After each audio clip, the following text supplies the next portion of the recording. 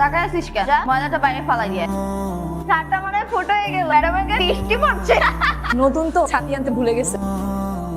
এই মেয়ে, এদিকে কি? আমি একটু ওনার সাথে কথা বলবো। তন্ময় কোনো মেয়ে মানুষের সাথে কথা বলে না, যাও। কেন? তোমাকে কি কৈফিয়ত দিতে হবে কেন? শোনো, এই কলেজে টপ টপ সুন্দরী মেয়েরা তন্ময়ের পিছে ঘুরে। তন্ময় কিন্তু তাদের সাথে কথা বলে না, ওদেরই পাত্তা দেয় না। তোমার যে চেহারা, তুমি দেখতে যে খ্যাত, তোমার সাথে তো আমারই কথা বলতে ইচ্ছা করে না। এই যে তন্ময়ের সাথে কথা বলবে, শোনো, তন্ময়ের সাথে কথা বলতে হলে স্মার্ট হতে হবে, বুঝো নাই? যেন তোমাকে দেখার পর তন্ময়ের মনে ঘন্টা বাজে, যত ডিস্টার্ব করে না, যাও।